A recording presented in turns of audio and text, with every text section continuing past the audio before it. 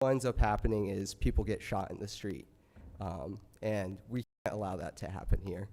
I'd like to wrap up my public comment by just congratulating City Council for passing their proactive code legislation.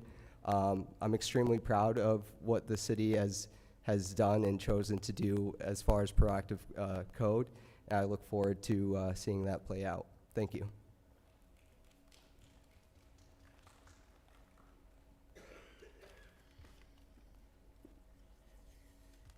Hey, it's John. Nice turnout tonight. That's always good to see.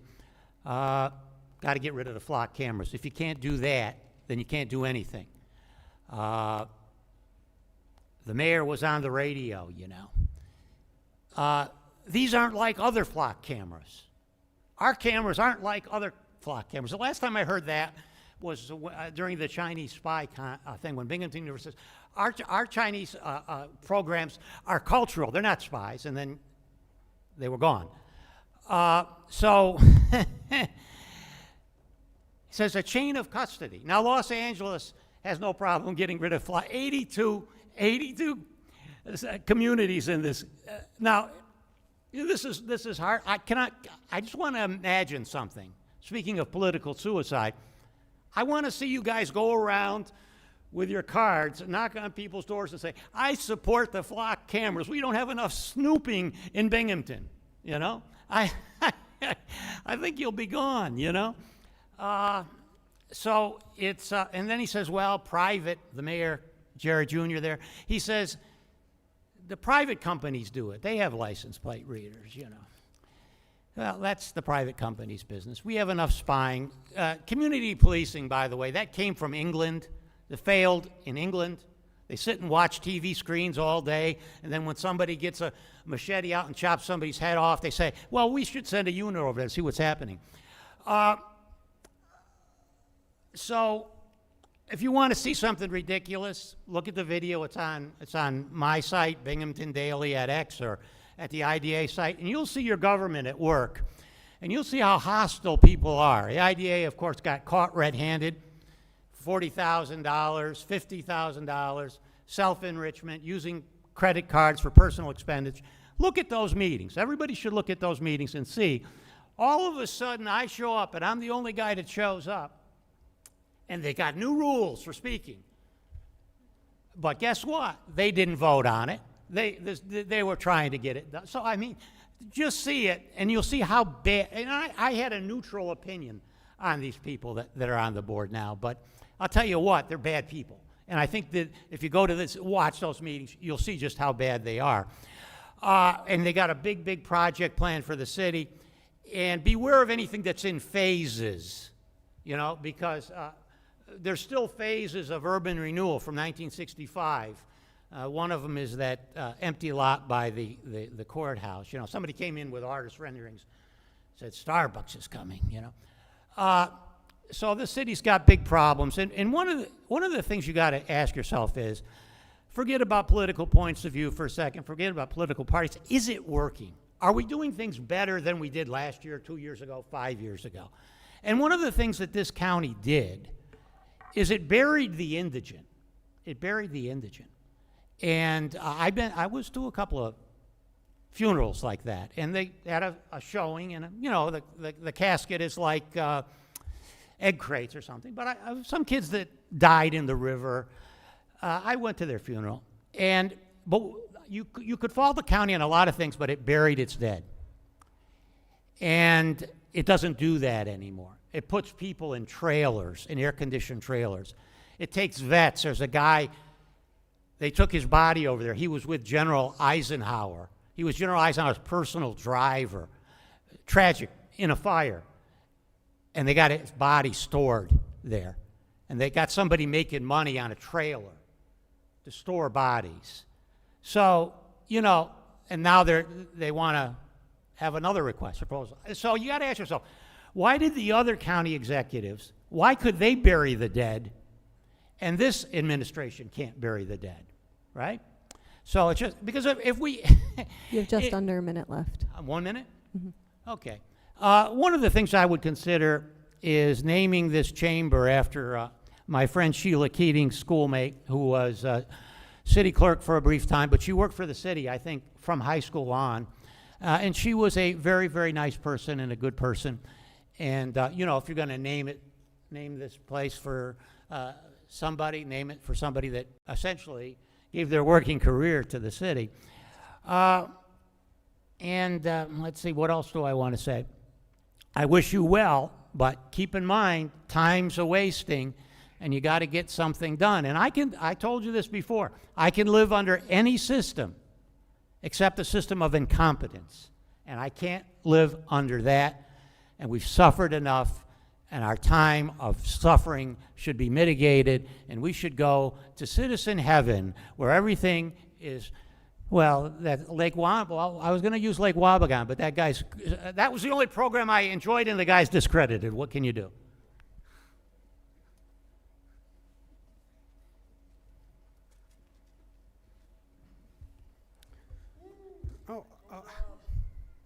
Hello, my name is Rich McGrew. I live in downtown Binghamton. I'm a member of the local DSA chapter, which is part of the local coalition against flock and mass surveillance. I will get straight to the point. The New York State Constitution, Article 1, Section 12, reads as follows: security against unreasonable searches, seizures, and interceptions. Section 12, the right of the people to be secure in their persons, houses, papers, and effects against unreasonable searches and seizures shall not be violated, and no warrants shall issue but upon probable cause supported by oath or affirmation, and particularly describing the place to be searched and the persons or things to be seized. The right of the people to be secure against unreasonable interception of telephone or telegraph communications shall not be violated, and ex parte orders or warrants shall issue only upon oath or affirmation that there is reasonable ground to believe that evidence of crime may be thus obtained, and identifying the particular means of communication, and particularly describing the person or persons whose communications are to be intercepted and the purpose thereof. This was adopted by the New York State Constitutional Convention of 1938 and approved by vote of the people November 8, 1938.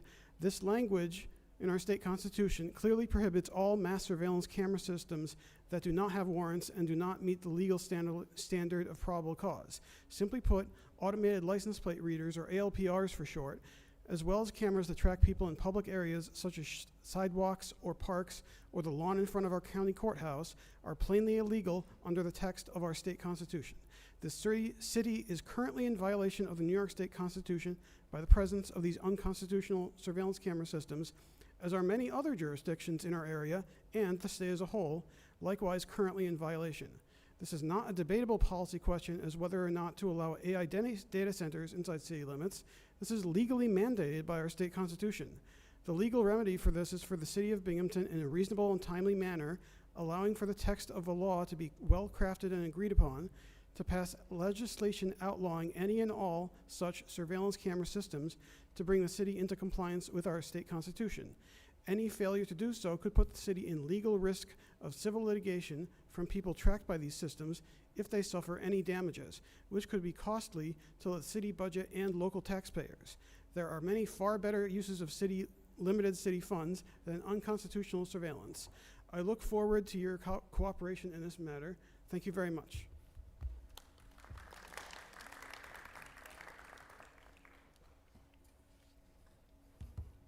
Good evening. My name is Rachel Compton. I'm a resident of Endicott, a BU alum, and a trustee at a church here in Binghamton. And I'm a consumer who frequents Binghamton businesses. If ALPR were the only concern, that would be enough. The city may not care about the growing amount of litigation against the corporations that provide the equipment and services, but it is in the city's interest to keep in mind lawsuits against the municipalities that engage these services. Lawsuits that are targeting mass surveillance and Fourth Amendment challenges, illegal data sharing and corporate privacy actions, and wrongful detention and arrest lawsuits, some of which have ended in hefty settlements against their municipalities from tens of thousands to millions. Some of these are due to errors made by the technology. Others are from the abuse of these systems. Abuse is typically what is called when the system is used for purposes that do not align with the law. What happens when the law changes, though? Maybe not locally, but in a jurisdiction other than the state, or other than the city. I want to know what happens when the law officially labels me a trans ideologically informed violent extremist, like the Heritage Foundation would like. It's not like their preferences haven't informed federal policy in the past. It's not like this administration has not been fear-mongering the American people regarding the existence of trans folks like myself. What happens when our county sheriff is happy to enforce the law? What happens when the city does not have control over the data? Because out there in the cloud, no one really has control of the data. We are all under the flimsy policies and corporate strategies from serious abuse. Cameras that are used to collect the data to read license plates, data that is then compiled and fed through algorithms, can be used to track anything, really. Flock says they do not currently process the collected data to read biometric markers to track individuals. Who can say if that's even right? But this is nothing more than a corporate strategy. Corporate strategies change on a dime, so don't mergers, especially in this market where volatility is the strategy. The risk calculation on this technology does not favor the people. It is another encroachment on our privacy. Please do not renew the Flock contract, and please prohibit the use of ALPR and other AI-enhanced tracking in the city of Binghamton. Thank you.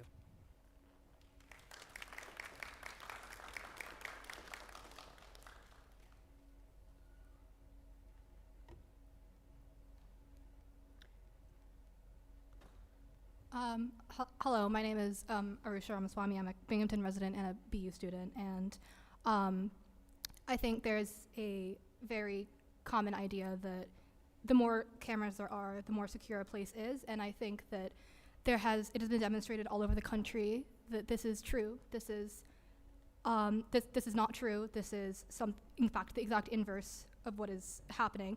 Flock cameras are not only being met with lawsuits across the country, not just Flock, but all forms of surveillance are being met with it. But not only that, they are being used to target the most vulnerable people and the most vulnerable only. It is the City Council's responsibility to protect the residents of Binghamton, all residents of Binghamton. It is not protection that we are constantly being watched, we are constantly being surveilled, that would never be protection. We are supposed to be innocent until we are proven guilty, not constantly watched until they find something to make us guilty about. Other people have already gone more into specifics about the legal challenges being met with Flock, so I won't do that here, but I would like to say that this, a lot of people on the City Council have been voted in because you ran on campaigns of prioritizing the people who have not been prioritized. And I and everyone here is asking you to do that right now. Prioritize the people of Binghamton. Prioritize the fact that no one wants Flock. No one wants surveillance. And stand on what people voted you in for. And do not renew any contracts with Flock, and do not renew any contracts with Flock. Get them out of Binghamton.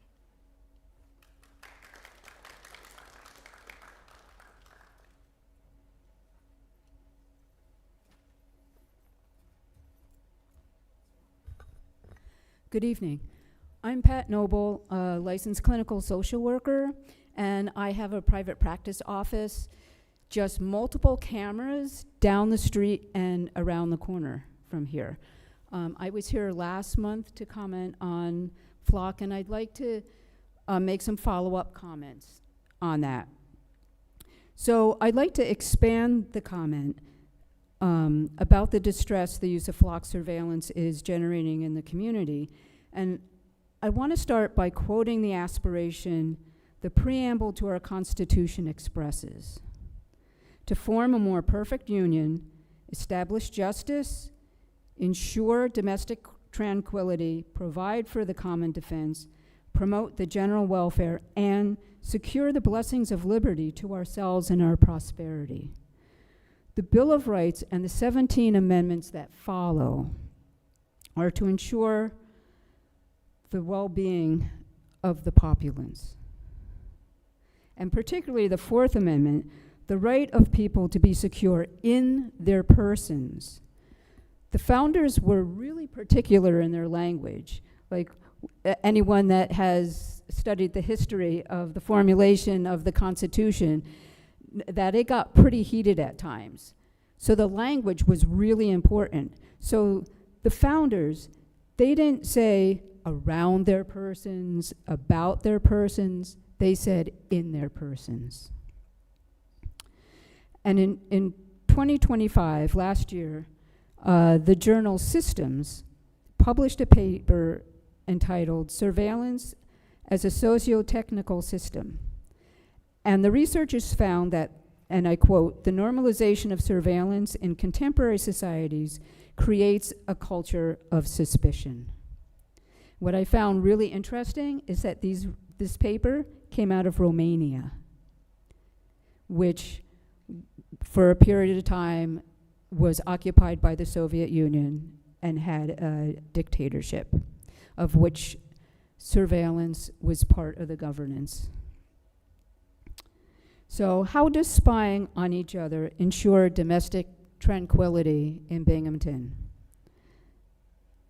Indiscriminate surveillance sends the message, intended or not, of guilty until proven innocent. We are essentially criminalizing each other without cause. Where is the tranquility, the sense of well-being, when we are being held suspect of something nefarious now or someday? And that's just not for myself, people in the gallery, but also everyone in this room. We go past those cameras, I would say on a regular basis, and not necessarily flock. It leads me to the next question: where is the trust? How can we trust that justice will be served by having an electronic brain full of data and metadata for times just in case? And an aside here, if you read the terms and conditions on the Flock website, it's full of the word data. I don't know, I can't find the word metadata. What happens to that? I can't find it, right? And there's a big loophole when it comes to signing contracts. So justice is not justice if unaccompanied by positive regard of the community. How can we trust those that have been selected to take on the work of governance on behalf of those who live, work, or visit the city of Binghamton, to protect and safeguard the right and opportunity of all persons to be free from discrimination when indiscriminate surveillance is being increasingly rationalized and normalized? You have We see about it- 1 minute left. Pardon? You have about 1 minute left. Oh, thanks. Mhm. There's so much happening here in the world, and we're all on edge to whatever degree. So again, I put to you the council. Do you want to govern out of fear and distrust? Or do you desire to lead with positive regard and trust in the community you have been elected to serve? Trust is a choice that can be made harder or easier depending on the perceived trustworthiness of the other. I still choose positive regard and trust in this council's integrity and intent to serve the public good. I trust that you will not renew the contract with Flock Safety in order to preserve and care for the safety, health, comfort, and general welfare of those of us who live, work, and visit the city. And I thank you all for listening.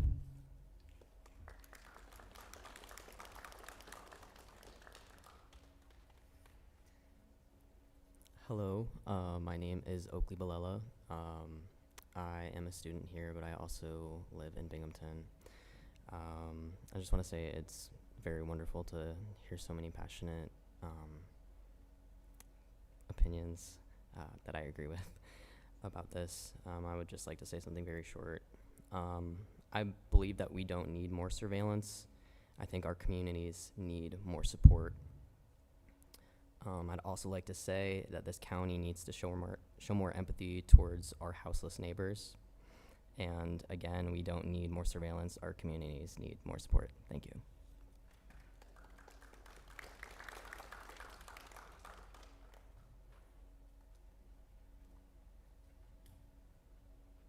Hi, my name is Ellen Miller, and I lived in the First Ward for 7 years. I'm now living in Endicott, and thank you for this opportunity. So, In George Orwell's well-known dystopian book in 1984, the people had no choice but to live under mass surveillance state and living with constant paranoia and fear of their actions being interpreted as thought crimes. Today in Binghamton, for now at least, we still have that choice.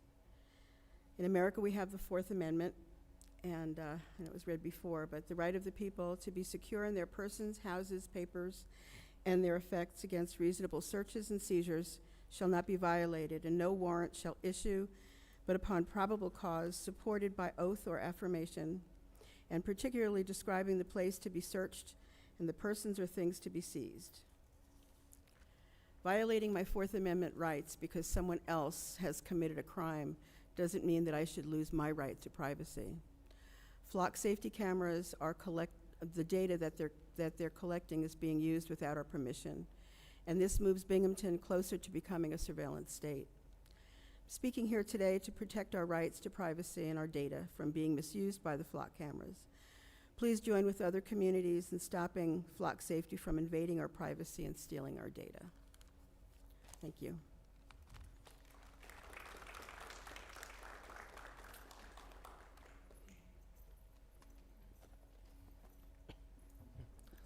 Hi, my name's Travis. Kind of a local activist here. I've canvassed for a few of you actually, so it's good to see you again.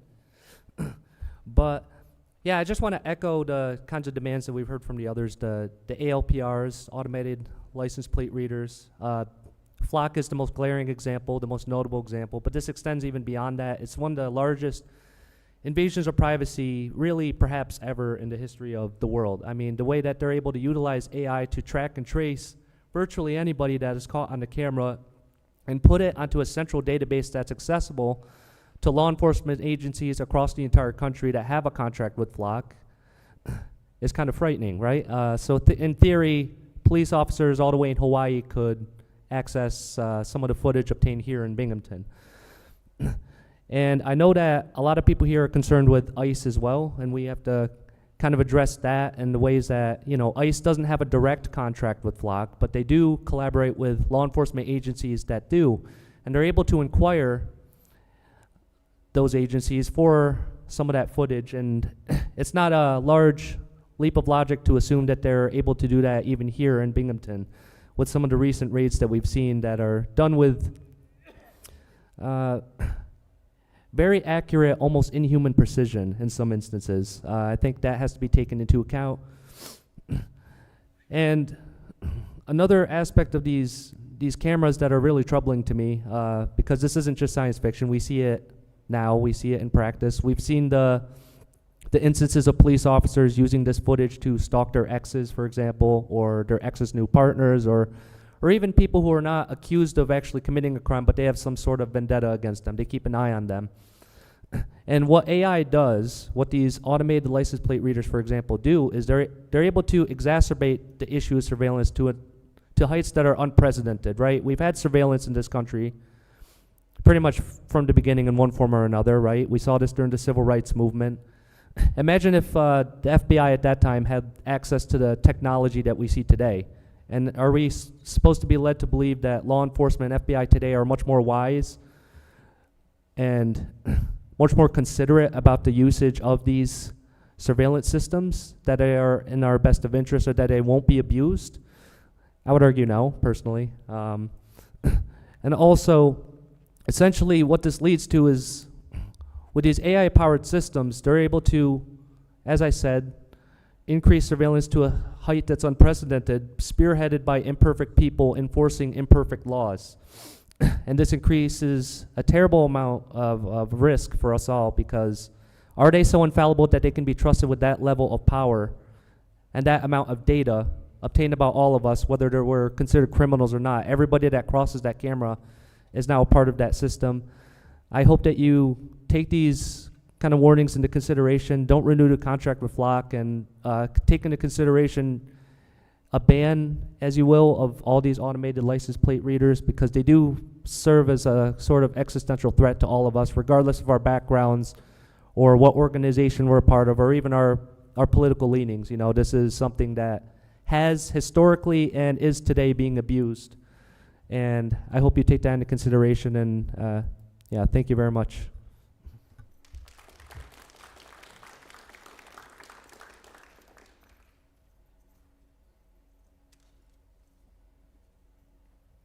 Good evening. My name is Adam Nestro. I've lived on West Side for 5 years, and I'm here to speak about the flock cameras as well. Commonly, people say to rebut issues of privacy, if you have nothing to hide, why are you afraid? But during this time, the United States government is becoming more and more hostile to minorities, including people of color, immigrants and refugees, women and pregnant people, and the queer and trans community. All of these issues have to do with privacy. If you're reducing privacy, you're actively reducing these people's safety. I'm a member of the transgender community. All my friends are hoarding vials of estrogen and testosterone. They are hiding in their jobs and not using their real names or preferred pronouns because they're afraid that they might lose their jobs. We're making plans about if we're to move abroad if things get worse in New York State. Eroding privacy is incredibly dangerous because privacy is one of the most important barriers to be able to have civil rights and civil liberties. I worry that if I don't have privacy, that the government will look at my documents and see that I'm a trans individual, and that's unsafe. I don't have anything to hide right now, but the state of the government and the state of the laws make me feel like I have to hide. And so for this reason, I speak against the flock cameras and further surveillance state technology in Binghamton. Thank you.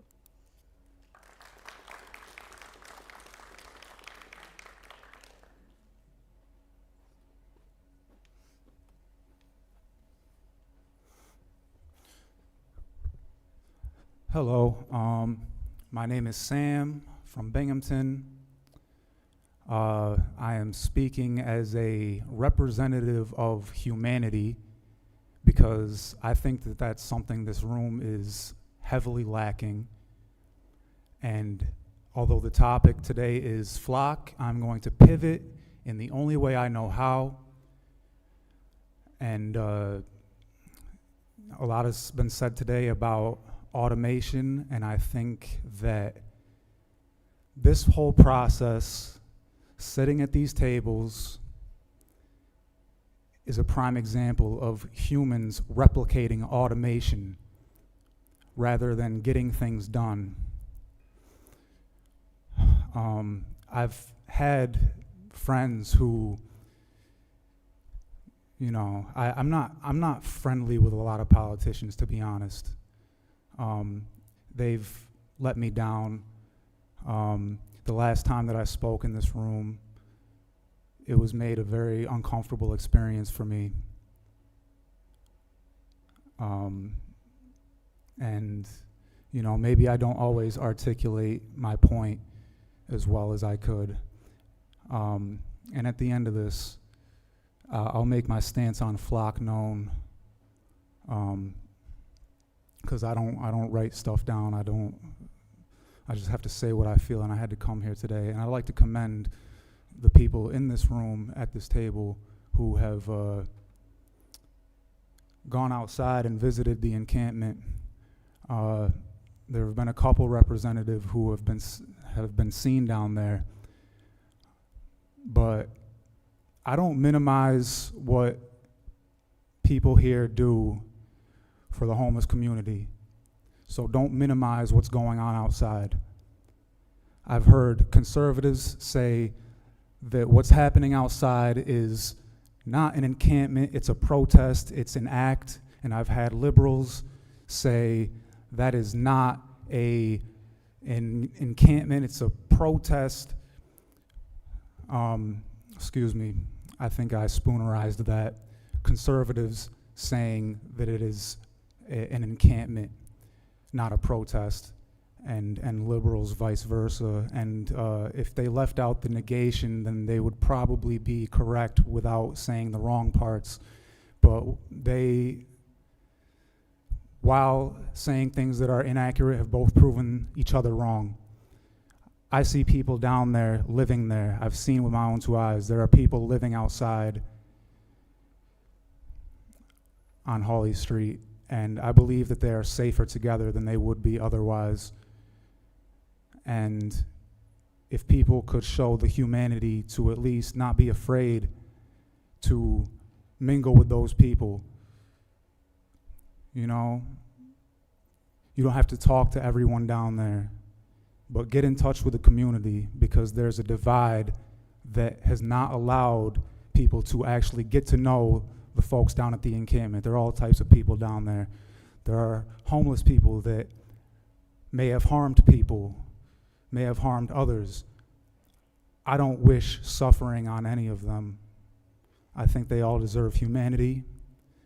And maybe later, I'll go bother Jason Garner about it tomorrow, but I'm just going to conclude this by saying I think that as representatives, some of you need to do better at actually knowing these people. And I do not support flock. I think it should flock to the bottom of the ocean. Thank you.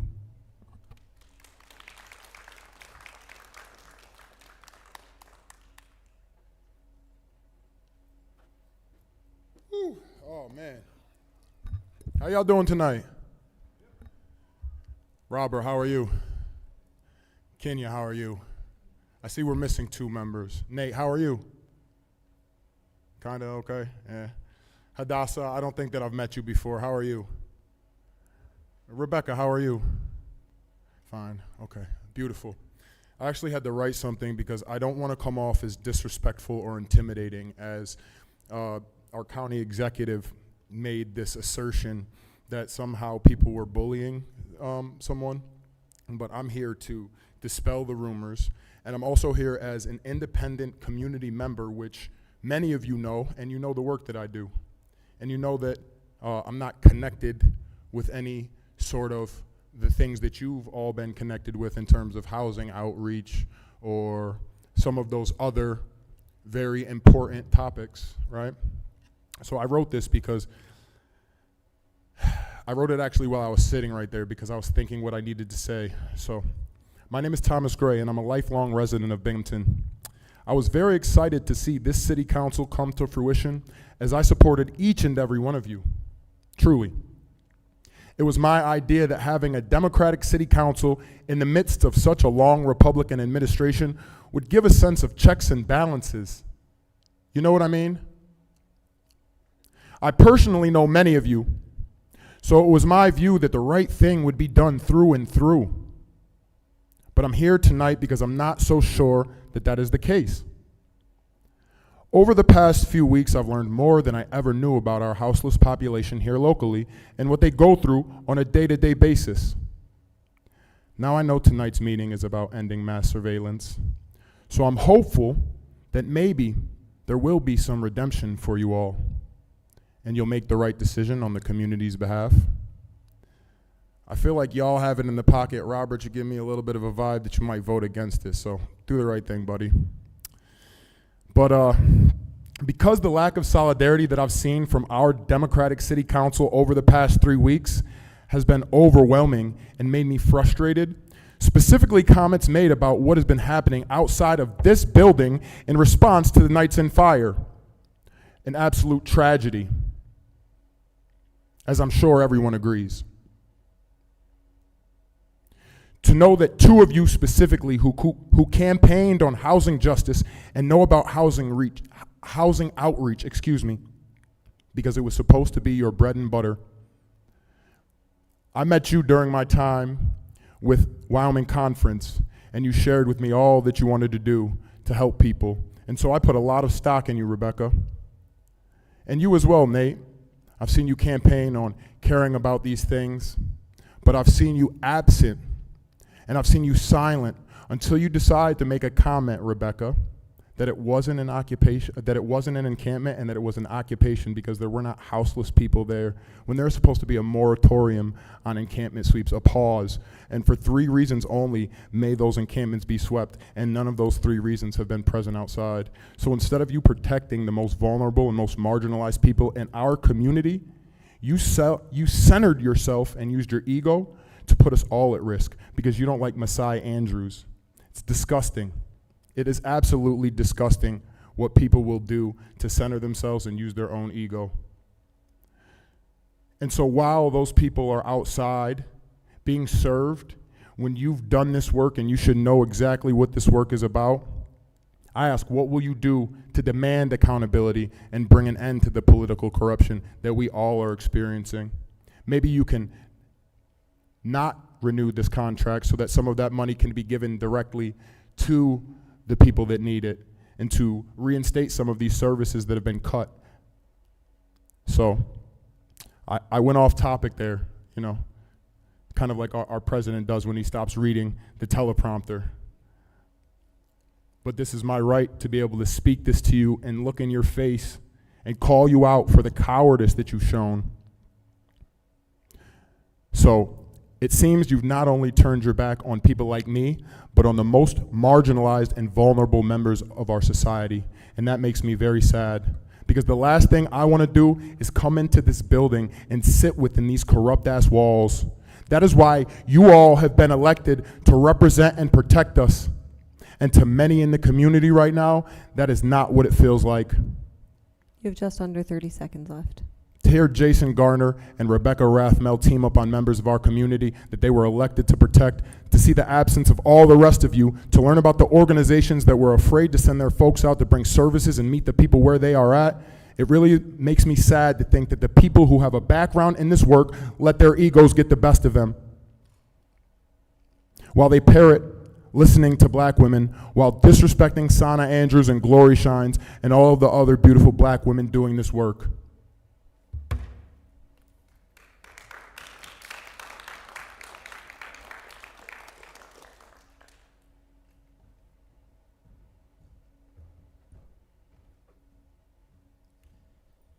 Good evening. My name is Paul Goldschmidt. I am a resident of the City of Binghamton, and I have some things to say about the flock cameras that are scattered all over town as we speak. When I was in elementary school, my teachers told me and my classmates about a terrible place, a place where no one had any right to privacy at all. The name of that place was the Soviet Union. Today, tech companies are trying to sell us something dangerously similar to what they had in the Soviet Union, and they're telling us that it's for our own good. Profits and lobbying more and more localities to purchase his firm's products and services appear to be Flock CEO Garrett Langley's 2 biggest priorities. One of the selling points he made for his Flock safety cameras is that people behave differently when they are being watched. He's absolutely right. Just ask any prison guard. And it just so happens that the AI-powered surveillance cameras under discussion tonight are not infallible. There have been horror stories about people being wrongly pulled over and arrested simply because the AI which operates those devices thought they were somebody else. Other reports tell of rogue police officers misusing the cameras to stalk ex-wives. And it's also been pointed out that the cameras are quite easy to hack. How much of our personal data is now on the dark web because of those so-called security devices? In short, the negatives far outweigh the positives as far as flock safety cameras and similar devices are concerned. They have no place in any society that wants to call itself free. Thank you.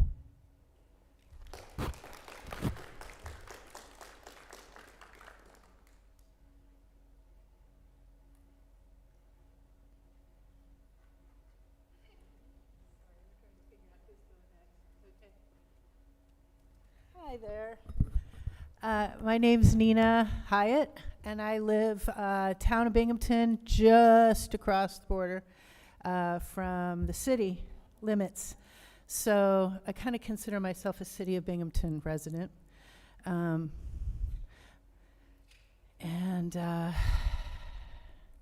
Yeah, I want to just amplify all of the messages that we've heard already tonight.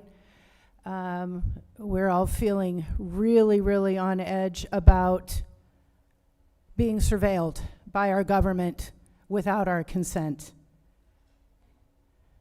So I took a moment today to write up what kind of sounds like a, I don't know, an official kind of document maybe. But before I start, how many of you ever read 1984 in high school? Anybody read George Orwell? No? Oh my gosh, you really should read that book. This is what he warned us about. It's a very, very important read. So, whereas the citizens of this city never voted or agreed to pay for and install mass surveillance cameras to be used against ourselves and our neighbors, whereas there are zero safeguards in place to protect the access and use of this footage and data by literally anyone, anywhere across the globe with a modicum of knowledge of technology, whereas this automated license reader technology has been used by individuals seeking to maliciously stalk women generally, but also those seeking life-saving health care across state lines, whereas this technology has been shown to be used to stalk immigrants and other vulnerable communities, leading to horrific outcomes for individuals, families, and communities, whereas there is nothing whatsoever in place to prevent the use of this technology in our society now or forever in the future by entities with abjectly malicious intentions, whereas the use of this technology is patently illegal under our Constitution, as it is a clear violation of our Fourth Amendment protection from warrantless surveillance, search, and or seizure, whereas we the people are the class protected from this blatant unconstitutional abuse and violation at the hands of our government under the Fourth Amendment, whereas you, as elected representatives in our local government, are required by law to protect and prevent the people whom you serve, who elected you, from such extreme violations of our rights under the Constitution. We hereby demand that you, as our local elected officials, carry out your responsibility to protect the letter of the law and terminate all contracts with all corporate surveillance entities that violate these, the most sacred and most basic principles of our shared Constitution. Thank you.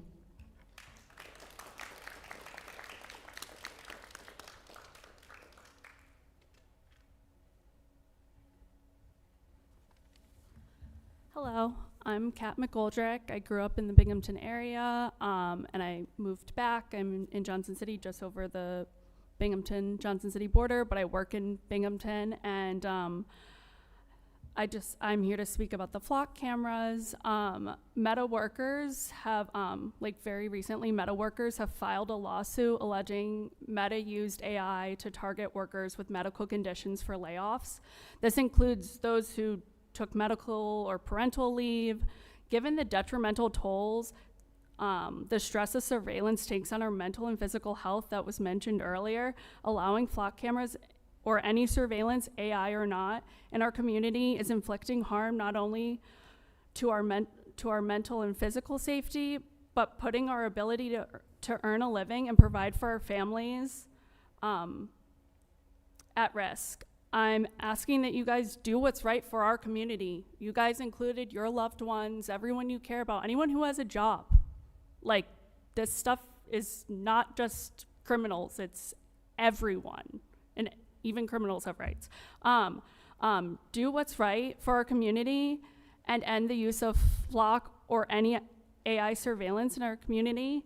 And I just want to leave you guys with this quote from IBM from 1979 that says, "A computer can never be held accountable. Therefore, a computer must never make a management decision." Thank you for your time.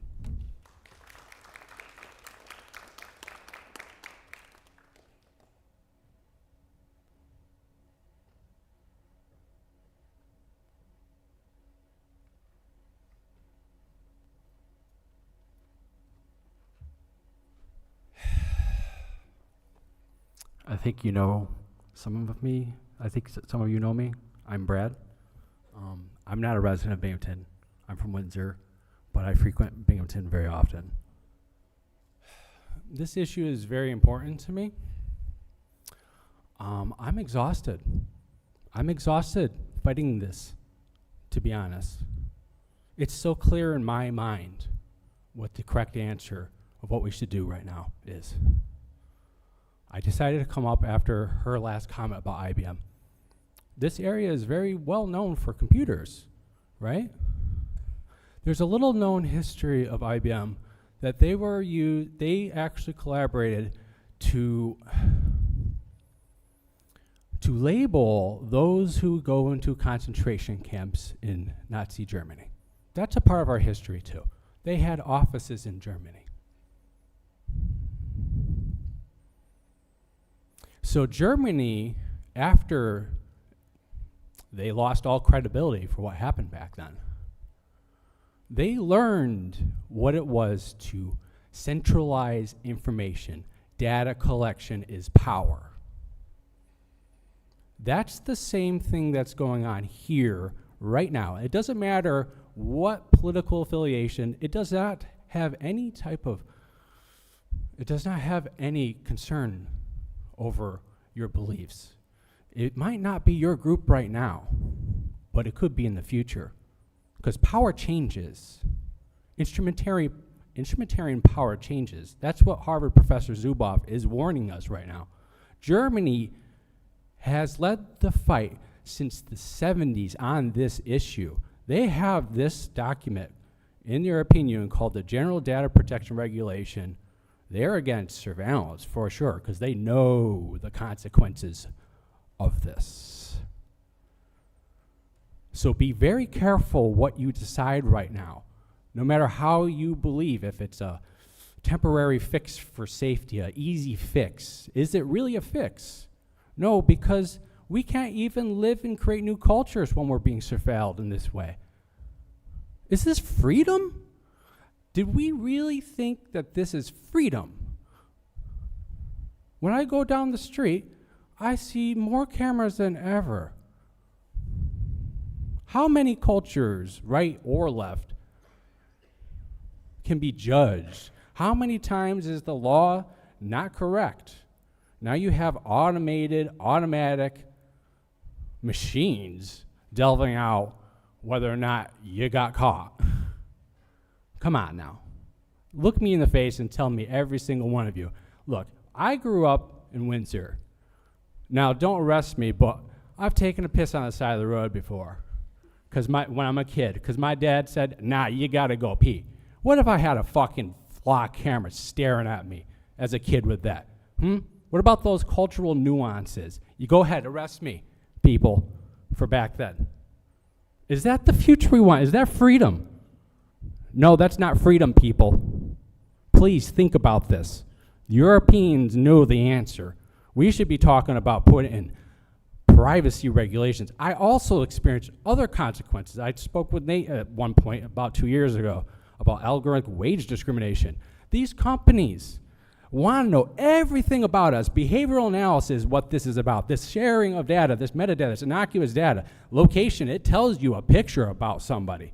And then they use that to charge us, I don't know, digital surveillance pricing. We know that, right? We've heard of that, right? That's just the tip of the iceberg. I've lived it as a app worker. My wages, I couldn't count on it.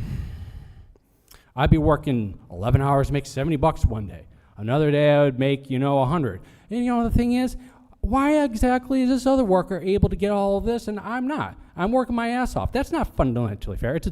Is it a different issue here? No, it's not. That's eroding our hard-earned equal pay for equal work. So this is all eroding our rights in our Constitution. I see you looking at me. You have a little over 30 seconds left. Okay, yeah, I really thought I had literally 4 more minutes. That's how little time understanding I have. Anyways, Nazi Germany people, centralization of information. This is not the direction you want to go. If you want to know more about this topic, and if you think I'm lying on this, please get in contact with me. I will give you resources. Thank you very much.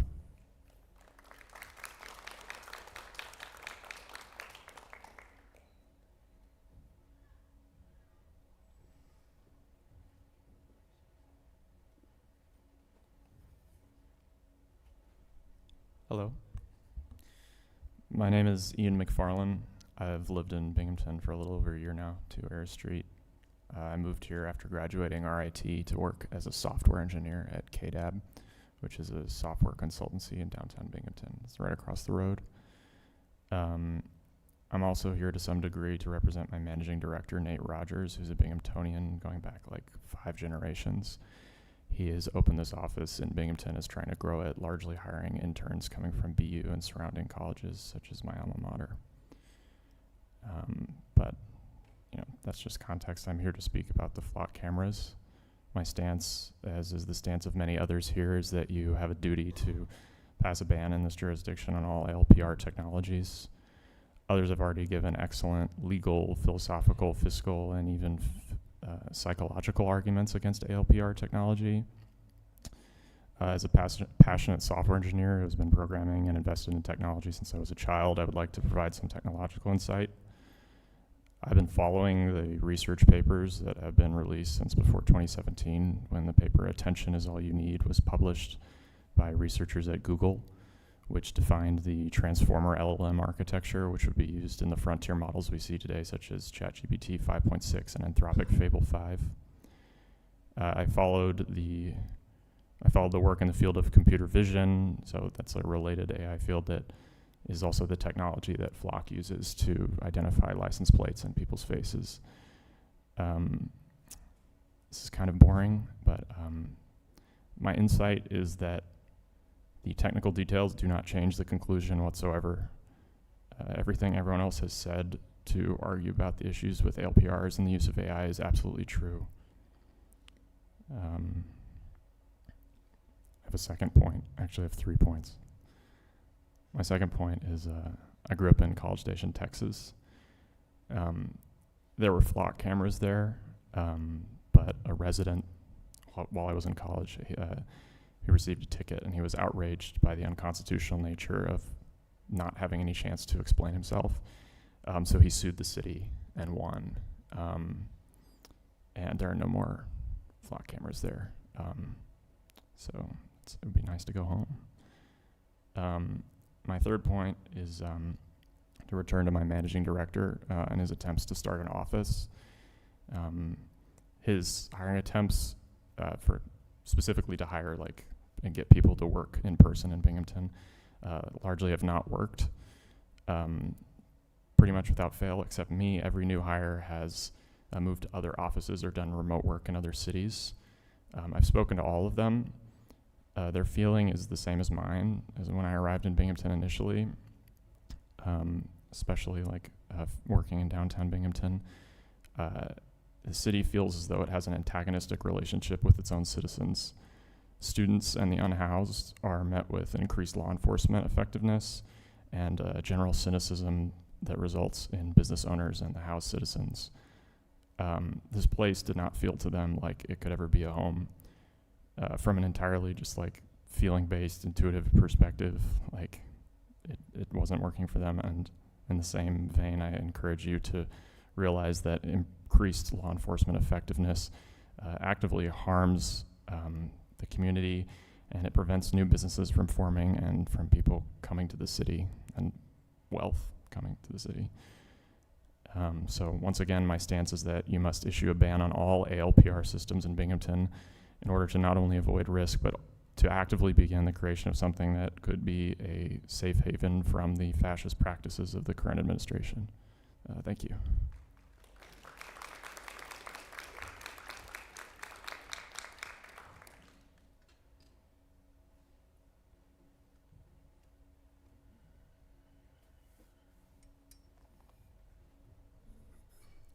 Both mics working? Hello, I'm Richard Giannaccio, also known as Ricardo. Good evening, Kenya, Sarah, Robert, Rebecca, Hadassah, Nate, and Robert, correct?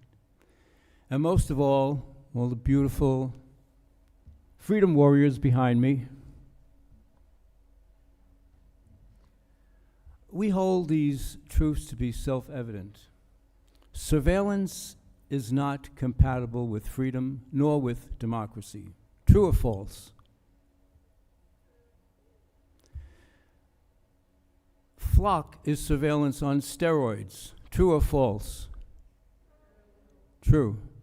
Crime is not caused by a deficiency of surveillance and definitely not by a deficiency of flock. True or false? If crime is not caused by a deficiency of flock, why is the City of Binghamton funding flock to reduce crime? In fact, ironically, there seems to be a very strange relationship because it appears that crime is worse than ever after the massive flock installation. Can we apprehend a few more perpetrators with flock? Theoretically, perhaps, but flock cannot prevent crime because crime is not prevented by a deficiency of flock. What factors are associated with increasing crime? I asked my artificial intelligence assistant, Gemini. Here's the response. The cause of increased crime are complex and rarely boil down to a single factor. Criminologists, sociologists, and public health experts generally view crime as a result of a perfect storm, in quotes, overlapping economic, social, and systemic pressures. When crime rates rise, it is usually due to a combination of the following top 3 drivers. 1, economic strain and inequality. 2, systemic health and social crises. 3, community and social breakdown. Flock doesn't even make the list. The causes of crime include economic injustice, social injustice, racial injustice, and the mother of all crimes, political and corporate corruption, which is both a crime and a cause and enabler of other crimes. True or false? So why not put your energy and our tax dollars into reducing crime by addressing its causes? It's a no-brainer, my friends. My message is simple. Stop the surveillance on steroids and address the true causes and accelerators of crime. Thank you very much for listening.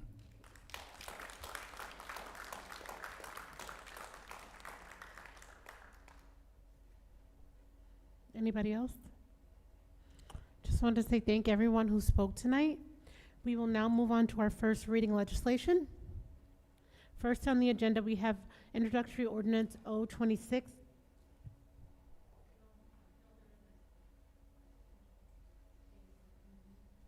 Sorry. Yeah, we'll go back to that. First on the agenda, we have Ordinary Ordinance 026-10, considered in municipal and public affairs. Councilmember Rathmel, can you read that for me, please? I can. Thank you, Council President Pro Tem Middleton. This is introductory, actually. I'd like to introduce a motion to adopt Introductory Ordinance 026-10, an ordinance to authorize the sale of 42 Fayette Street to Paul Sidorsky. I have a motion. Do I have a second? Second. A motion and a second. Discussion? Sure. This property is one of about 24 buildings that was acquired by the city through a 2023 settlement with Isaac Anzarut, a United States Coast Guard veteran who served in the 70s. Mr. Sidorsky has resided at 42 Fayette for over 5 years and addressed critical repairs throughout his tenancy that had been ignored by Anzarut. Those repairs included replacing the furnace, resolving delinquent water bills, fixing utility equipment, and maintaining the grounds. Mr. Sidorsky made an offer to purchase the property in 2024 when he learned that the city had acquired ownership. But his offer was rejected by the mayor's office in favor of a $250 offer from the owner of the adjacent parking lot, who had plans to demolish the building and add more parking spaces. Council first brought public attention to the property last February.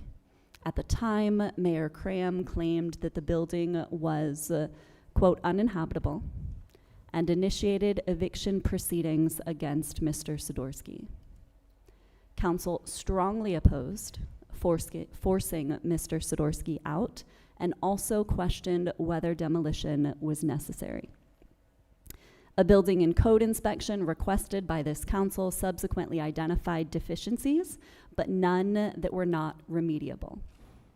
And a second engineering opinion prepared by Delta engineers, also at the request of council, came to the same conclusion regarding the property's rehabilitation potential.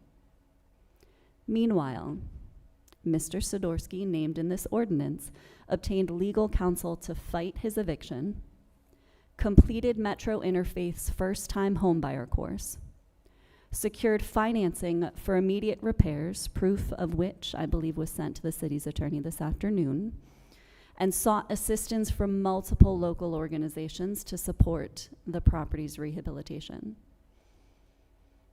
I'll add he has also made several attempts to pay the water bill, but the city has refused those payments. Tonight, 9 months after this legislation was introduced and 20 months after Paul first indicated his interest to purchase, we are at the point of advancing the sale. Thank you. Anybody else speak regarding this? Yeah, I just want to acknowledge the work that Rebecca Rathmel, or Councilmember Rathmel, has put into this. It's kind of been a long, ongoing fight to try to keep Paul in his home and find funds to make that rehab happen, and actually get the property into his hands. I think if we had one more member tonight, we could probably make that happen, but it'll get delayed to another meeting because we need 6 votes. But I think this is a good example of the things that we can do if we're willing to try to be a little bit more creative with our approach to housing, rather than demolishing everything and turning it into vacant lots. So that's my 2 cents. Thanks. Anybody else?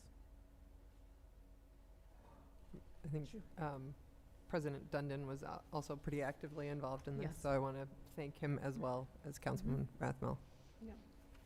Yep. Thank you both for doing that. I just want to say, I said this on Monday, a lot of the times just because, and I'll say it again tonight in my closing comment, a lot of the times when you're doing this work, a lot of things are challenges, and it is policy based. And even though you don't see the work happening right away, the work is still getting done. So I thank people for working on that. Councilmember Rathmel, Councilmember Dundon for being really diligent and keeping the faith and knowing that Paul can stay in that home. That means a lot to him, especially being an older vet. And we know that it's hard to move, hard to find a place, especially being older and, and having a lot of things that would keep him from finding an apartment. So thank you guys so much for that. We are going to move on because Go ahead. Could I add just so, and I appreciate those words. I do want to point out there were several community members and partners and organizations that are also coming together to support Mr. Sidorsky. So this is not just a council effort. And though it does directly impact and involve Mr. Sidorsky, the thing I want to make sure we're taking away from this legislation is that it transforms, or at least provides an example of how we can approach situations like this in the future. We have long said that demolition is not a development strategy, and that displacement should only be considered as a last resort, not a first option. So when we talk about addressing the city's severe shortage of deeply affordable housing, it's not just new development. It requires preserving the units, limited as they are, that are currently unavailable. So, I mean, a resident mentioned earlier the proactive rental housing inspection program that this council adopted in May. That will improve building and code compliance long term, but we also have to be deploying collaborative solutions that keep people from being forced out in the first place due to deteriorating conditions.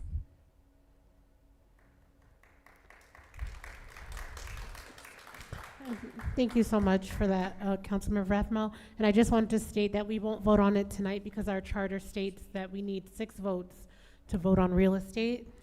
On the sale. On the sale of real estate, excuse me, on the sale of real estate. Do you want to say something? Do we need a motion to hold over, or is it just? No, we don't need a motion. Okay. No, we don't. Okay, so now we will move on to our next thing. Next on the agenda is introductory ordinance 026-37, considered in rules and procedures with Councilmember Matavetsky. Great. I'd like to make a motion for introductory ordinance 026-37, an ordinance to amend Chapter 2 traffic. I'll second. Great. Motion and a second. Discussion. Great. So we were presented with some draft legislation. We then had our own meeting with the towing companies, which can be viewed on YouTube. From that, we made a couple of modifications from the original proposed legislation. We've added in, as part of the application process, that they people need to include whether or not the tow company has ever been removed from a tow list for cause, or ever had contract with a public entity terminated for cause. So integrating a little bit of the vibe that we have from our lowest responsible bidder work into our towing company work, to make sure we don't have bad actors on our lists. Another change that we made is, instead of the police department setting the rate, we're going to be incorporating it into our fee schedule. So City Council will be looking at that as part of budget season, and we'll be able to have those conversations about that. So the proposed towing fees for this year until January are included in the Appendix A in our packet. And that was what the police department negotiated and had an agreement with the towing companies. Previously, this was kind of like it was more of a policy thing than a regulated thing. So we're pulling it into policy, from policy into our code.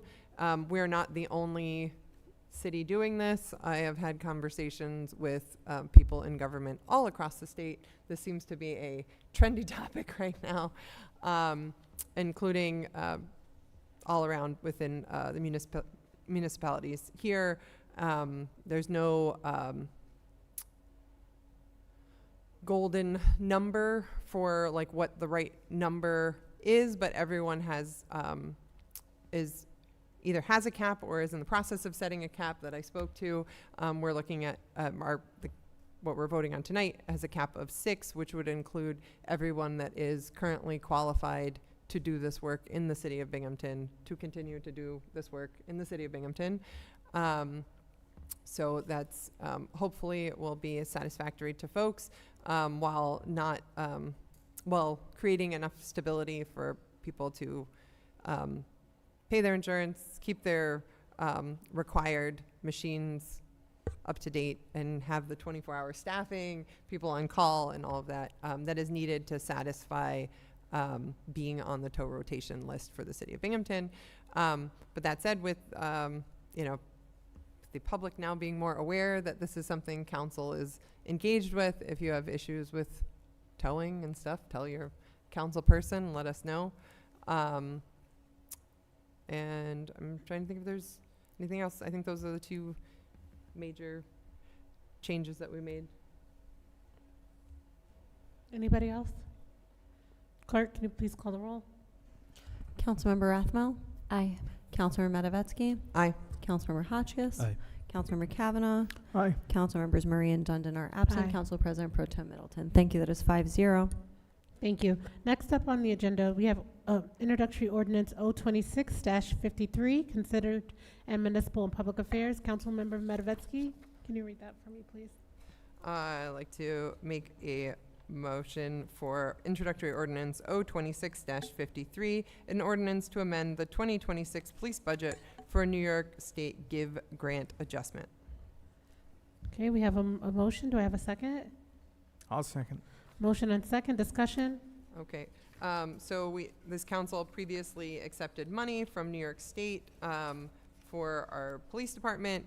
That this was an expedited topic, so this just on this past Monday, we heard from the police department that the position that was supposed to be funded by this grant, it took them a while to get someone into that position.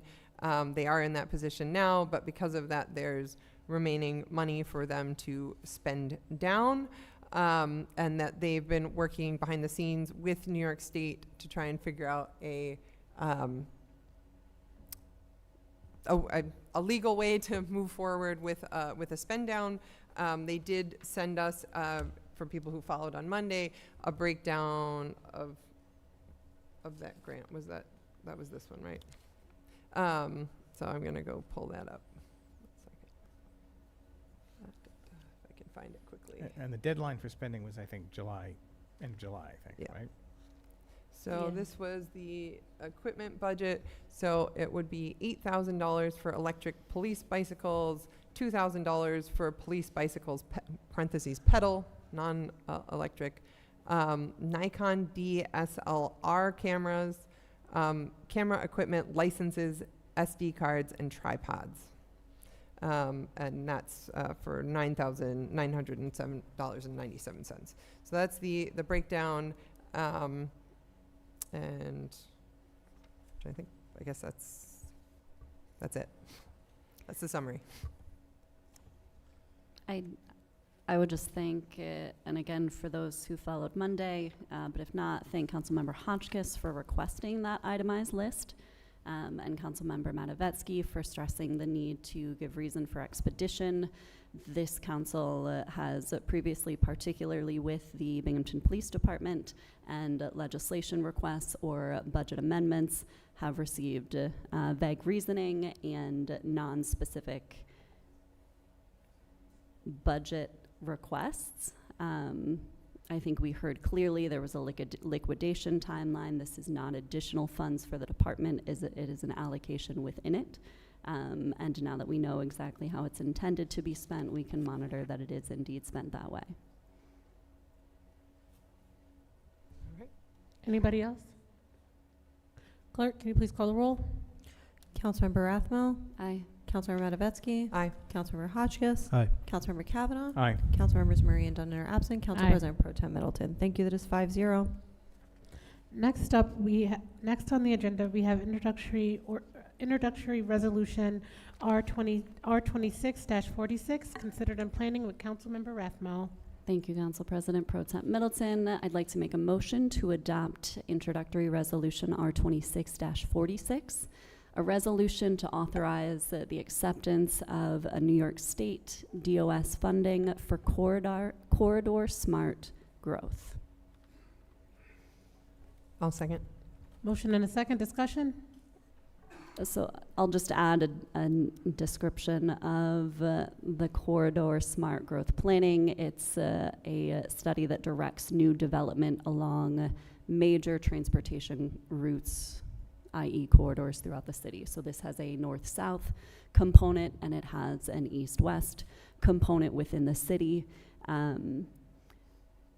We had a good bit of discussion and some delay even in moving this forward.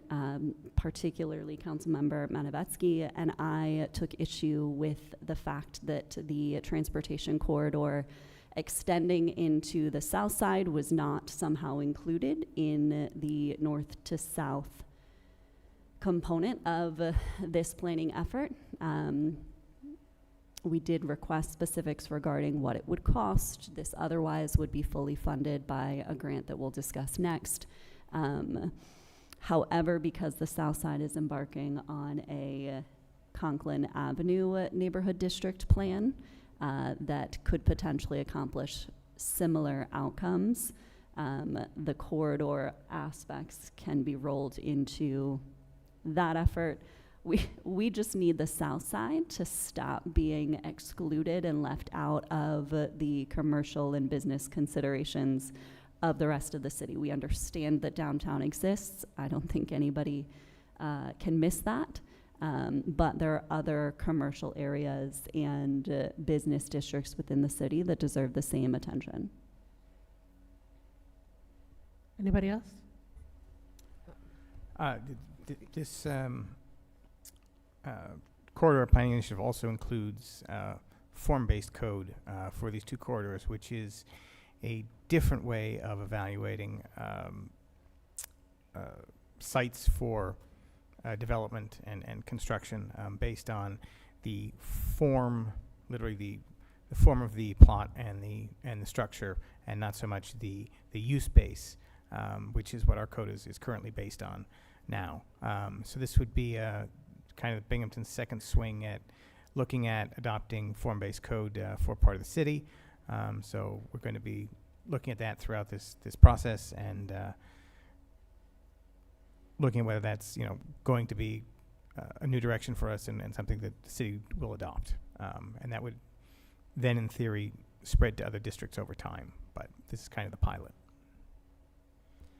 And, one of the things that was agreed to was that in the reporting for this project, they will be explicit that basically the South Side was kind of arbitrarily not included, and they may be able to pull in some of the results from the Conklin Ave corridor study into this report, recognize it, try and make sure that when we're pulling up these documents that we are getting grant money to have done, and a lot of time and community discussions and engagement. I mean, that's one of the big things that these consultants do, is they come in and have these community engagement discussions, that those reports that come out of it reference each other and reference limitations and reference existing data. I think we're pretty proud that the South Washington pedestrian bridge is one of the most used. When you're talking about a north-south corridor, it's really important to include pedestrians in that topic and not just cars. So, thanks. Anybody else? Clerk, please call the roll. Councilmember Rathmel? Aye. Councilmember Matavetsky? Aye. Councilmember Hotchkiss? Aye. Councilmember Kavanaugh? Aye. Councilmembers Murray and Dundon are absent. Council President Pro Tem Middleton? Aye. Thank you. That is 5-0. Thank you so much. Next on the agenda, we have introductory resolution R26-47, considered in planning with Councilmember Rathmel. Thank you. I will motion to adopt introductory resolution R26-47, a resolution to enter into an agreement with Labella for corridor smart growth. Second. Motion and a second. Discussion. We discussed the corridor smart growth in the last piece of legislation. This agreement is with the consulting firm to perform that study. And again, it's fully grant funded. Okay. No other discussion. Clerk, please call the roll. Councilmember Rathmel? Aye. Councilmember Matavetsky? Aye. Councilmember Hotchkiss? Aye. Councilmember Kavanaugh? Aye. Councilmembers Aye. Murray and Dundon are absent. Council President Pro Tem Middleton? Thank you. That is 5-0. Thank you. Next on the agenda, we have introductory resolution R26-50, considered in planning with Councilmember Rathmel. Thank you. I'd like to make a motion to adopt introductory resolution R26-50, a resolution to submit an application for New York State Climate Smart Communities Grant. Motion, do I have a second? Second. Motion and second. Discussion.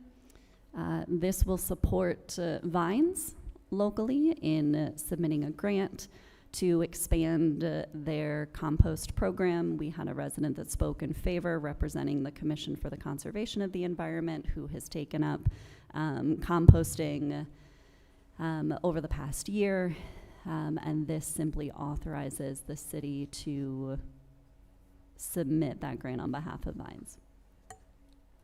Okay. I just want to ask to make sure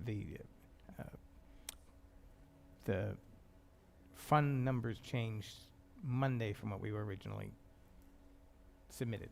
These are correct? Not the city's match, but the rest of the numbers were updated yesterday before posting. So our match isn't updated? I'm sorry. The match stayed the same, is what I was trying to say. Okay, match stayed the same. Okay. Clerk, can you please call the roll? There's any other discussion? Councilmember Rathmel? Aye. Councilmember Matavetsky? Aye. Councilmember Hotchkiss? Aye. Councilmember Kavanaugh? Aye. Councilmembers Murray and Dundon are absent. Council Aye. President Pro Tem Middleton? Thank you. That is 5-0. Next on the agenda, we have introductory resolution R26-51, considered in planning with Councilmember Rathmel. I'd like to make a motion to adopt introductory resolution R26-51, a resolution to authorize an agreement with United Presbyterian Church for a warming center. I have a motion. Do I have a second? Motion and second, discussion. For context, and this has been a conversation that this council has been having for several months, Binghamton's United Presbyterian Church has been home to the Up Comfort Center, which provides overnight accommodations to unhoused individuals since 2023. It was previously operated by the Addiction Center of Broome County, but the agency informed UPC leadership late last year that they had lost a significant source of private funding and would no longer be able to run the center. Pastor Kimberly Chastain at UPC pretty immediately reached out to a number of partners in the faith-based and nonprofit community for help, including City Council. So we were notified of the potential loss in December of last year. Within a month, we had moved to allocate $120,000 from unspent community development block grant funding to support. And that is what this final authorization will advance. I don't want to leave out the fact that in addition to the city, United Way of Broome County has stepped up to offer funding assistance. And it's not just for sustaining warming center operations, it's to expand those operations. So the expansions include increasing the center days and hours of operation. Formerly, the facility ran Sunday through Friday from 7 p.m. to 7 a.m. Now the facility will be open 5 p.m. to 9 a.m., 7 days a week, so no gap in service. 2 shifts of overnight staff, 3 overnight staff with part-time respite coverage for heavy utilization times and scheduled breaks, also an expansion. 8 beds were added, so it's configured to allow for 25 beds for men and 25 beds for women, but there's flexibility depending on the capacity needed. And finally, dedicated space for emotional support animals. The Broome County Urban League has also partnered to provide the administrative and services support. If you were watching our conversation on Monday evening, Executive Director Jen Lesko has said that since they took over on July 1st, her staff have already been able to help 3 guests secure permanent housing, and there are 3 more whom they're close to signing leases for. It's just kind of a misnomer that we keep calling it a warming center. It's a What's that? What? Oh, the warming center. Yes. So warming center is a very specific has specific criteria. Technically, it can't be called an emergency shelter because that comes with a number of state regulations. But the warming center itself, simply because it provides primarily those overnight accommodations, is what allows for you could call it a cooling center in the summer and it would mean the same thing. Anybody else?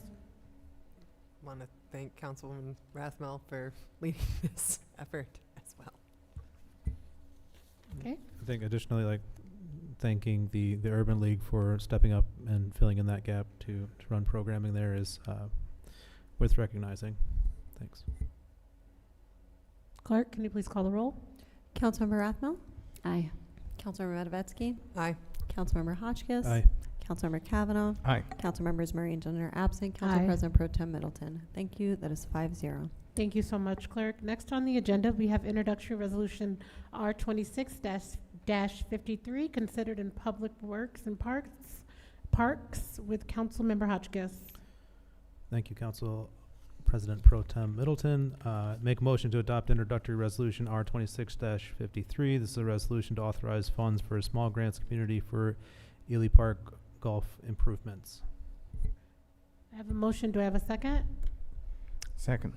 Motion and second, discussion regarding this, RL? So this money, I guess, was initially earmarked for a mural at the stadium. The ownership has not been in favor of that any longer since it changed hands, so it's being shifted to improving the trails and the golf course. Thank you. Anybody else? Clerk, please call the roll. Councilmember Rathmel? Aye. Councilmember Matavetsky. Aye. Councilmember Hotchkiss. Aye. Councilmember Kavanaugh. Aye. Councilmembers Murray and Dundon are absent. President Aye. Pro Tem Middleton. Thank you. That is 5-0. Thank you so much. Next on the agenda, we have introductory resolution R26-54, considered in planning by Councilmember Rathmel. Thank you, Council President Pro Tem Middleton. I have no intention of motioning to adopt this legislation, but I will introduce R26-54, a resolution to submit an application for New York's Main Street Downtown Anchor Program. I'll make the motion. I have a motion. Do I have a second? I'll second. Motion and second. Discussion regarding this? The Main Street Downtown Anchor Program that we're being asked to authorize an application for describes the proposed project as a vacant historic building rehabilitated end-to-end at 81 Court Street. 1 ground floor for commercial space, and then 6 to 9 upper story apartments. The programmatic vision is a restored historic commercial storefront with a mix of market rate and attainable rental apartments. If you watched on Monday, Council asked Economic Development staff to explain what attainable rental apartments mean. To be clear, attainable does not mean affordable. An attainable rental rate is market rate housing at 80 to 120% of the area median income. This project proposes to target 90% of AMI, so just industry speak to mean that an individual making around $60,000 to $65,000 a year would be eligible to obtain these apartments. The proposal further identifies that the apartments will be positioned to serve Binghamton University affiliated tenants, downtown professionals, and young professionals returning to a walkable downtown. Further discussion on Monday evening, I inquired whether the applicant of this proposal, who, as far as I can tell, although he did not list all of his LLCs, owns at least 12 properties in Broome County. I inquired whether any efforts were made to ensure that this particular applicant who's been chosen for this proposal, if those properties were reviewed to see if they are currently up to code, if there are any historic condition issues with his properties, if any of that due diligence was pursued, and the response was no. It had not been considered. So this is also not the first time that we've received a request to authorize a Main Street Downtown Anchor Program project. Last May, we had this exact same conversation about a project that proposed to develop 4 same format commercial space, but then 4 high-end residential apartments on the upper floors. And so the comment that I will share this evening is the same that I shared on Monday evening. I did not vote yes last year. I will not vote yes this year. And I will continue to not vote to advance any housing development project that does not include deeply affordable rates until we've dedicated a line item from our general fund to address this at scale. Attainable rental rates, to reiterate, are not affordable rental units, and those most in need of housing in this community are not Binghamton University affiliated tenants or downtown professionals making $60,000+ a year. Those most in need are unhoused individuals who, without housing accommodation, are being murdered on the street and dying in hotel fires.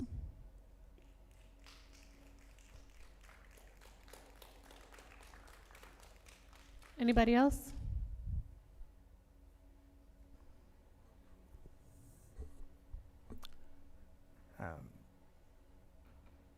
Everything that Councilwoman Rathmel said is true. You know, and she has a strong opinion about supporting deeply affordable housing first and foremost. I would agree that that's a good way to move, but the state has not made that a requirement for this program or for submitting under this program. I think we would have greatly preferred if anyone with a lower or deeply affordable project had put in an application, but they did not. None of the applications that came in, period, and none of the ones that were valid certainly were featured lower moderate income or deeply affordable housing. From a very basic standpoint, I don't think we should simply turn our backs on funding source for any sort of development because it's not the development we prefer when there's no other development on the table. There is actually no way to know that the city prefers or had any intention to prioritize deeply affordable development for this application, because when the city issued the opportunity, it did not indicate in that application that projects that prefer or identify deeply affordable housing would be given priority. And I said this last year, that our opportunity, no, the state does not require that we prioritize deeply affordable housing. They allow us to develop at up to 120% of the area median income. We do not have a deficit in low to moderate income housing. We have significant deficits, upwards of 3,000 units for deeply affordable housing. So if the city wants to keep claiming that it prioritizes affordable development, then it needs to put it in an application proposal so that those responding understand it to be a preference. That was not done after I requested it last year, wasn't done this year, and so to say that we didn't get any projects that said they would do deeply affordable housing, we didn't tell people that that's what we were looking for. But everyone, I think we should put it in, we should make that preference clearer somehow, sure. But if there were any projects percolating out there looking for this sort of investment or state grant, you think they would pick up on the RFPs just like they do for any other program. I just don't think there is a project in the pipeline that would meet the criteria for the grant, or we would have gotten that application. So Monday, one of the discussion points was introducing a piece of legislation to make that request more than just a request, but actually law, I guess. So I guess I would support what you suggested on Monday for going forward. I don't know exactly how we do that, but I would support that. Trickier than I hoped, apparently. Okay. But it's also not new. I made that request last year. And I will say in the last year, we have seen, for example, the pre-development fund that Mayor Cram agreed to include in his budget for CDBG, $100,000. We got on record that he would include language to prioritize deeply affordable development. We've done that for a number of projects, but as you mentioned, it's trickier than just passing an ordinance, so we do it project proposal by project proposal until we figure out that language. But it's been years of requesting that.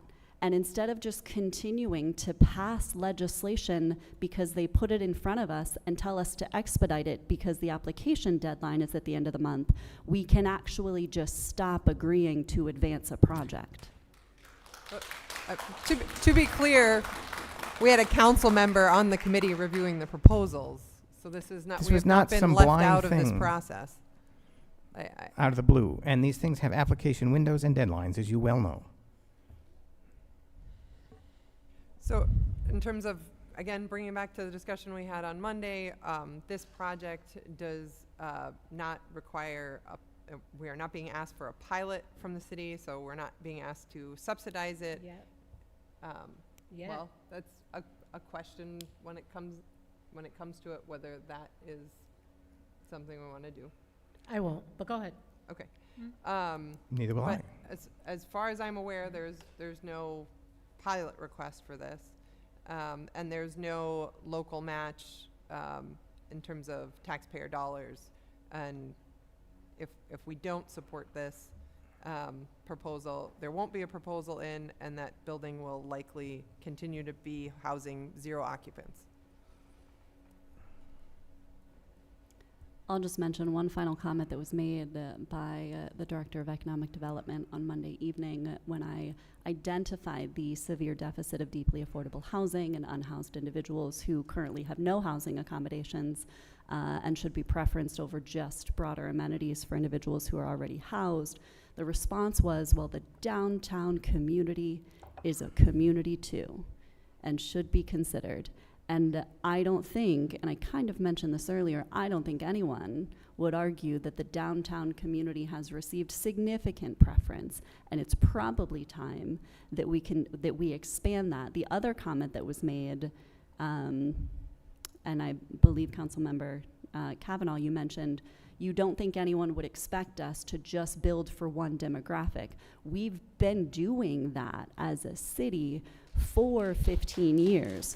We've spent since 2012. We've built 2,700 units of student housing. We built almost exclusively for students after the development of the downtown center and as the university expanded. Then we switched to luxury housing. So the first market was saturated. We still decided not to prioritize residents, and we built for projected people that may move into the area who can afford luxury amenities. It's imbalanced. We're 10 years behind, and until we build at scale enough homes for extremely low and very low income residents to actually put a roof over their families' heads, I don't know why we're having this conversation. Because promoting or denying this application, all it is a blessing to go apply for something from the state, does not hinder or help any deeply affordable housing project or any other housing project.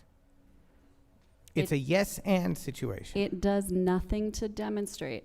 It would be a different discussion if we came to this table and the Economic Development Department was able to say, we identified a strong preference in this outreach for applications that would develop deeply affordable housing.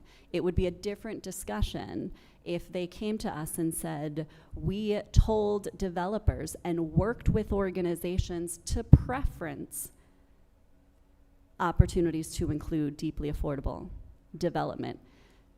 It would be a different discussion. We requested that last year. I guess I did. That wasn't done. And so we're supposed to do the same thing again this year, where they're like, we'll do that next time. At what point do we hold them accountable for demonstrating that commitment? I don't think you're holding anyone accountable by voting this project down. You're just not. Any other discussion? Clerk, can you please call the roll? Yeah, no, Oh, not sorry. yet. So I think basically the way this was presented to me initially is there's 2 applications. One application would displace everybody and turn that building into luxury housing.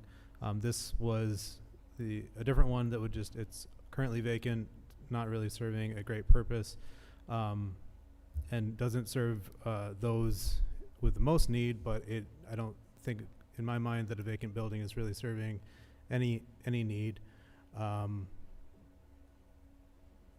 But I agree with Councilmember Rathmel's position that the city has to do a little bit more to prioritize deeply affordable housing. I'm considering making a motion to hold over to see if we can get this application modified to have some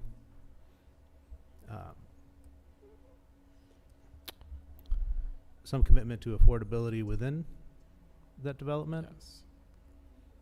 If There's so, a time on it. Go ahead. And yeah, so the full application is due July 31st. So if you're talking about holding it over, the next business meeting is on July 29th, which means we'd have about 2 days to get the application together and submitted if that's what was going to happen. I don't know if that's a feasible time frame to get the application together, because I'm not sure anyone's going to put the time into it without knowing whether or not this is going to move forward at this stage.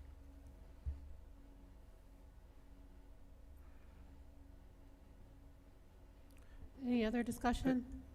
Councilmember Rathmel, if there was a commitment for some of the units to be affordable or deeply affordable, would you consider supporting it if that changed?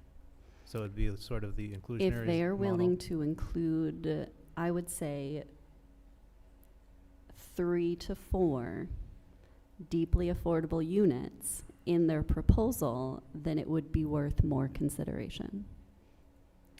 And I think just that approach is something we've discussed also at this table. We've not introduced legislation because we're still rolling out proactive code, but that would actually be an effective zoning approach. Inclusionary zoning is a model that requires any development to include affordable units. Typically, it's at a 15 to 20% rate. Any project that gets approved in a city that adopts inclusionary zoning needs to have a set aside for affordable apartments. I think we have a good case for that here. So, and that is as I understand it, the approach that you're proposing for this project. It would make it worth more consideration, and whether or not they want to make those changes would be up to them based on the grant timeline. But I don't think we should have to scramble when they're the ones that want to advance this project. I mean, it's already asking for even 2 would almost certainly torpedo the math, which you well know. But developing deeply affordable housing is difficult, but just because something's hard doesn't mean it's not worth doing. And that's what we should have been doing for the last decade. We haven't. That's not this project proposal's fault, but it is the city's fault. And the only way to turn that around is to demand more. Just going to end up with a vacant building and continuing in this case. Or we'd have to commit more subsidy. Sure. Right? Which is something else we've discussed. Right now, there is not a single budget line item from our general budget that is dedicated to the preservation or development of deeply affordable housing.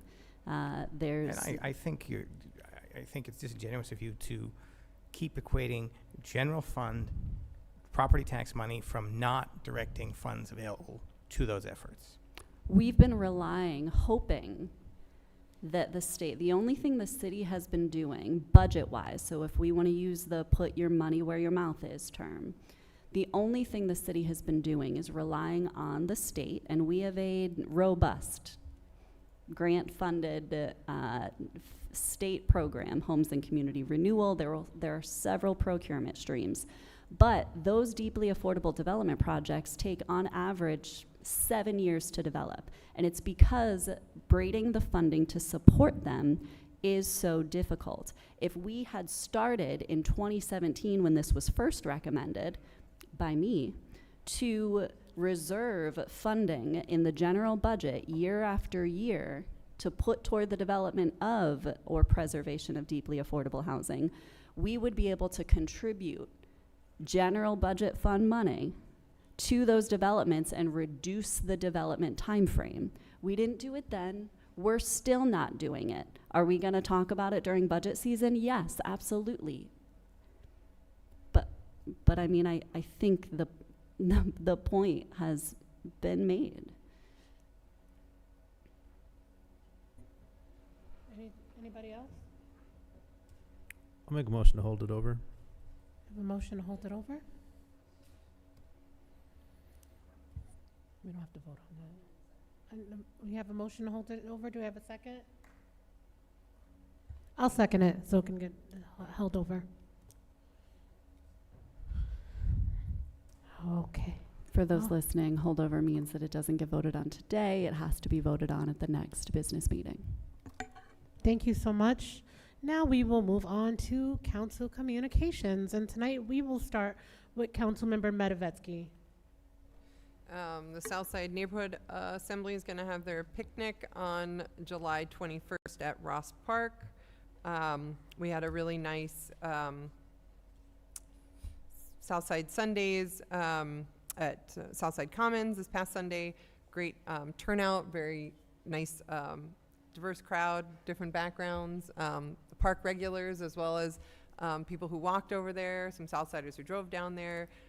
Really enjoyed particularly the concert by it was Caviar and Grits. Really nice time, free concert. They happen second Sunday, every Sunday of the summer in the Southside Commons. Upcoming Binghamton Bridge Pedal is coming up. It's going to be, the signups are happening now. It's going to be on August 1st. And the bike rides will go through most of the districts. Technically, it won't go into District 5, but it will go right up near it in District 6. We have community conversations at Ross Park Zoo coming up, and I didn't write down the date for it. But they're going to be hosting community conversations to try and understand what the community wants to make a better use of the Ross Park Zoo. So I guess email me if you want more information, and I'll send it to you if you can't find it online. Discovery Center has the LUMA Living Lights Project Youth Edition coming up July 21st from 10 a.m. to noon. They're going to be doing designs, and a selection of those designs will actually be put up at LUMA in September.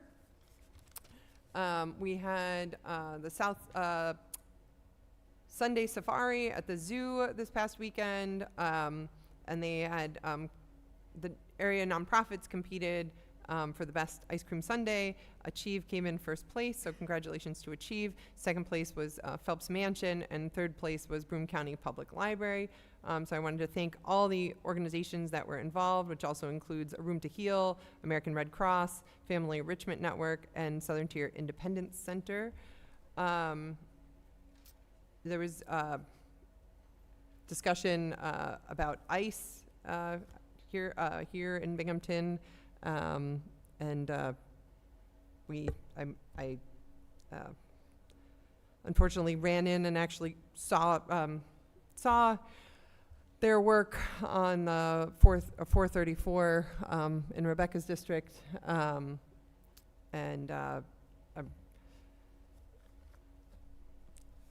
was pretty upsetting just to see how they operate and how they, in the case, I didn't actually see an arrest or detainment, but they were parked SUVs across 434 in the direction towards Vestal, and there was at least one agent walking around outside. There was no cones, no warnings, no anything, just from like a basic traffic safety. It's when you actually encounter them, it is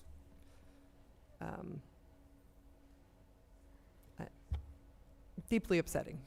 But, okay, thank you.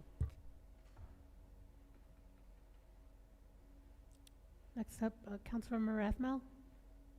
Just two quick things. I mentioned the Reimagining Center City group is meeting tomorrow. We have completed our survey of neighborhood residents in Center City regarding revitalization opportunities and neighborhood needs. So we will be announcing soon, we'll decide tomorrow, when the public presentation of those survey results will be to facilitate a collaborative, kind of collective community conversation about opportunities in Center City.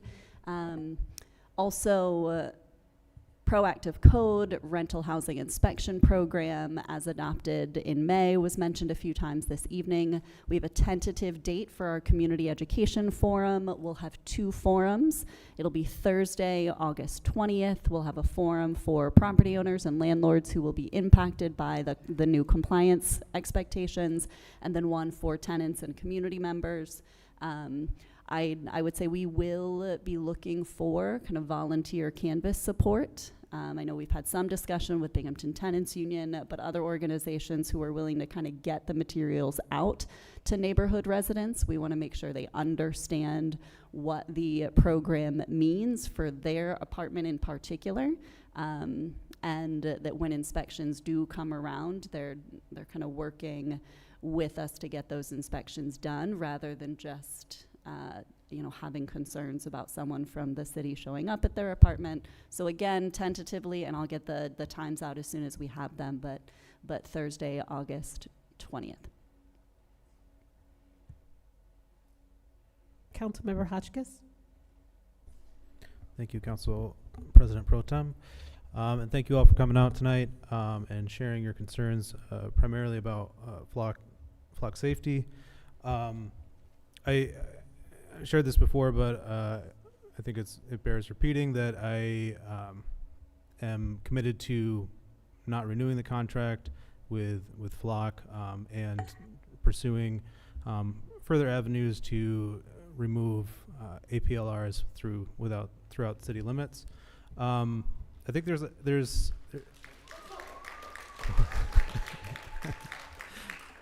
thanks.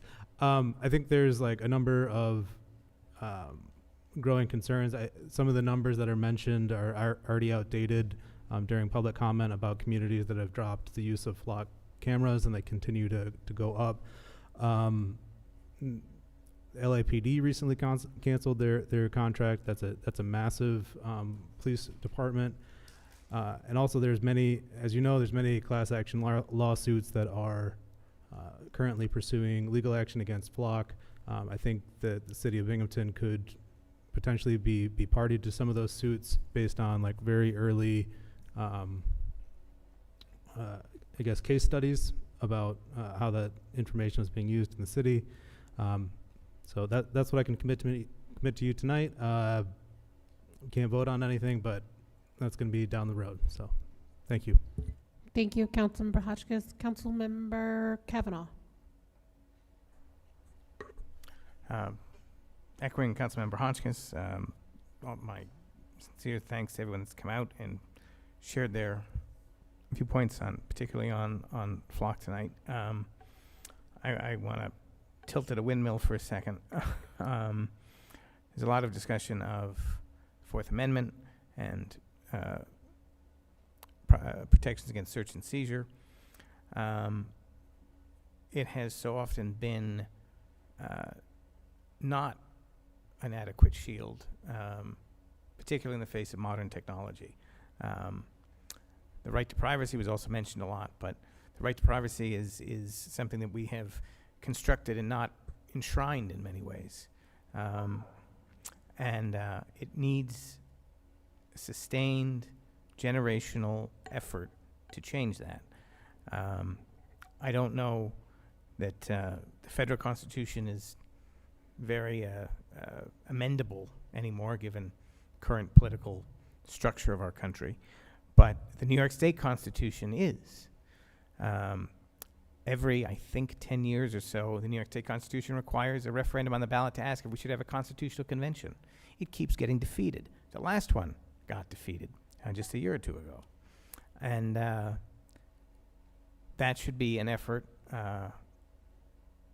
of our citizens, I think, of New York to make privacy an essential part of the New York State Constitution and something that is enforceable and something that meets the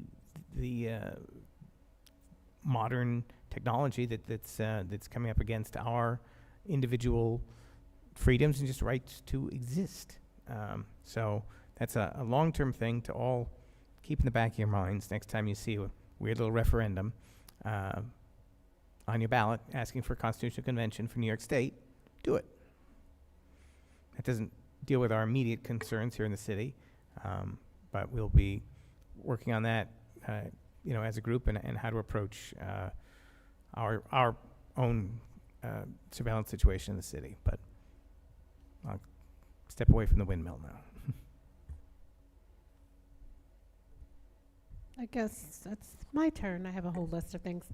So on next Thursday, July 23rd, we will have our MPA committee meeting at 9:30 a.m. regarding the flock cameras. We also will have a representative from flock there. It is open to the public, so you are all welcome to come to that regarding that discussion. I also want to thank every single person who came out today to speak regarding that. This is how we learn. We're just merely elected officials, and we learn from each and every one of you. So even though you may think that your comment may not have been important, it is very important to all of us because we're just representatives in this job. I just wanted to say a few things personal that's kind of been sitting on my heart and weighing on my heart. I wanted to say first, rest in peace to the people that lost their lives at the Knights Inn. This has been a very sad tragedy and something that could have been prevented. And I wanted to say rest in peace to those people. I also wanted to say that somehow, somewhere, there's a divide. And there's a divide to people. And, right now, because we're all so angry, we're looking for people to blame, right? Because we're all upset regarding those things that are preventable. And there's a divide. I want to say to everyone, work together, try your best to work together. There are people who don't want to work together and who put out this narrative that City Council does not care, that we don't care, that Councilmember Rathmel does not care about houseless people, which is untrue. I have witnessed her speak to people by name and talk to them and ask them for help. So I want to say that to everyone, continue to work together, try to work together if you can. There are some powers that be, there are some people who don't want to work together, who want to cause division and focus on the need for themselves or what they want to do for themselves, but the main goal is to help the people in the city of Binghamton. As elected officials, sometimes we get it right and sometimes we get it wrong. Like we're all learning every single day. Even in the 3 years that I've been an elected official, I'm still learning and I'm still effing up. There's things that we don't get right. But I can say that I am proud to stand with each and every council member here and know that even if we get it wrong, our heart is in the right place. We want to do the right thing. That's one of the reasons why Councilmember Rathmel and Councilmember Kavanaugh went back and forth, because we all see things in a different lens, in a different way, but we all want the best for Binghamton. So I wanted to thank you all for coming. Thank you for staying to go through the agenda with us. Please, again, reach out to us. Whatever you think, might not matter, or whatever you may think that is not important, it is very important to us. And with that, I would like to make a motion to adjourn. Second. Oh, a motion and a second? Well,